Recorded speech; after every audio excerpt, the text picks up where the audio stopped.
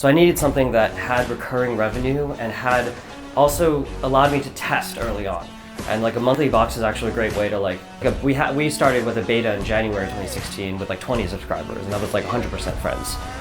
We actually did over 22 million in revenue, and just fundraised a Series A as well, and announced that just in January. So we raised about $22 million at a 100 million valuation.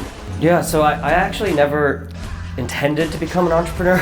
And as soon as I started doing it, it was, to be honest, a little bit addictive, like, because the growth and everything, like, that's very exciting, but also it's all on you, like the sense of responsibility. Whatever you put into it, you get out, and that feels really awesome. You control your own destiny, sort of. Hi everyone, I'm GM from the CoFounders team, and in this video, I'm interviewing the entrepreneur Taing, founder and CEO of Voxu, one of the biggest box out there, especially in the Japanese snack market. So you'll see that Danny has an incredible story as he really started from scratch.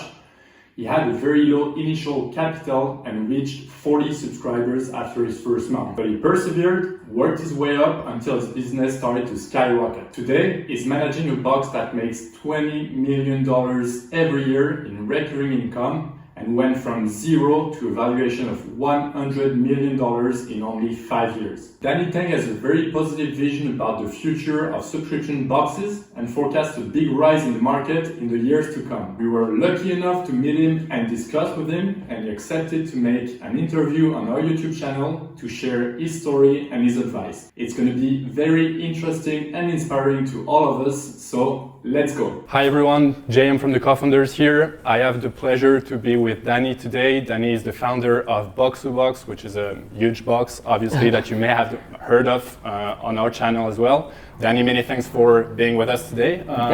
First of all, how are you doing? I'm good. I'm a little hungover. But, okay. Last night was too much fun. Yeah. Okay. That's what these events are for as well. Obviously.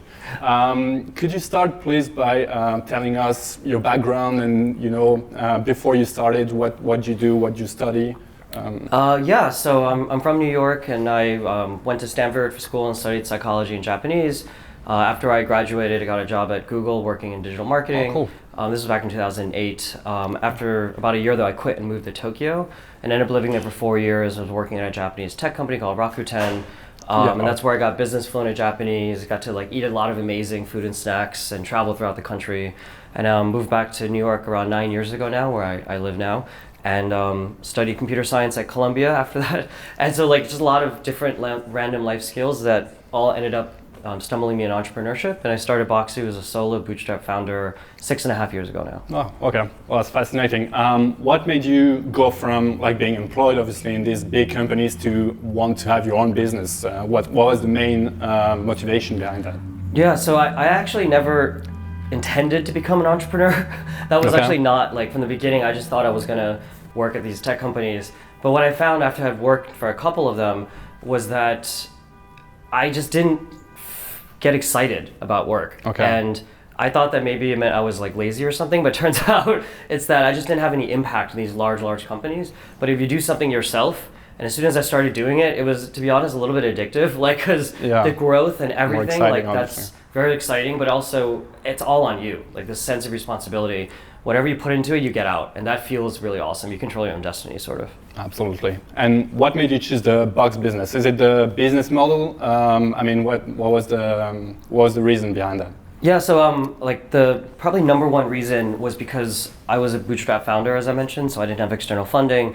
So I needed something that had recurring revenue and had also allowed me to test early on.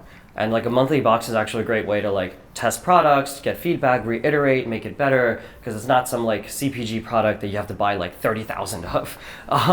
And so that was one of the big reasons, is because I was so scrappy and bootstrapped. Yeah, obviously. Well, yeah, it's good you mentioned all the reasons, all the advantages of the box business. Obviously, low risk, recurring revenue, and so on.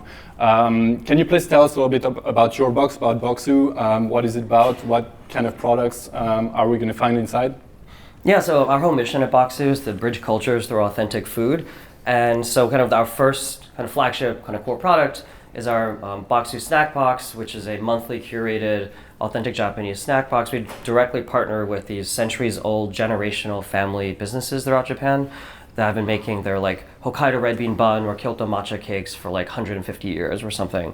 And so every month we curate around some type of different theme, whether it be seasonal, festival, cultural, region, and then it's all packed in Japan and shipped directly to customers worldwide from Japan. Yeah, that's great. We actually tried your box with the team and we loved it. I think it was, I think it was great. Yeah. Yeah, France is actually one of our top 10 countries. I think a lot of French people love Japanese culture and snacks. Okay, well, that's great. Can you tell us about like the situation now with your box, like the results that you have, basically the team, So when I started, I launched in April 2016, and it was just me at that time. But now, what is it now? 6 years later, I guess. Holy shit! And it goes by fast. It goes by fast. So I have a team of 50 now that that like kind of work, and we're also really passionate about our mission and love food, and all different things from marketing and creative to logistics, and we've kind of grown quite a lot. So like last year we actually did over 22 million in revenue. Wow. And just fundraised a Series A as well and announced that just back in January. So we raised about $22 million at 100 million valuation. Well, that's great. That's great to hear. So basically, for those who don't know, you started with as little as 40 subscribers. I mean, which can be satisfying, obviously, but compared to what you reach now, it's obviously not a lot. If you had one secret to go from a 40 subscriber company to one that is worth now 100 million, what would it be? One secret. Only one secret. Only one. Actually, like, if I was to only say one thing, it is about, I mean, people say this, but it's so true. You need to fire yourself from many different jobs.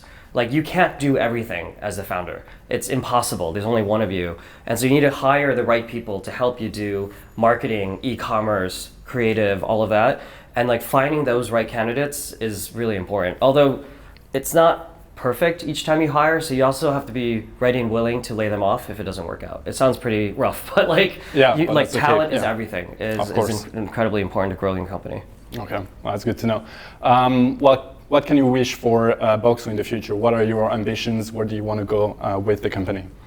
The big plan is to kind of grow beyond the box. The box still has a lot of growth ahead of it, but like is to create like an online kind of membership, community, marketplace for people to not just get snacks on a monthly basis, but buy Asian pantry items or like Japanese kind of food or cuisine and things like that.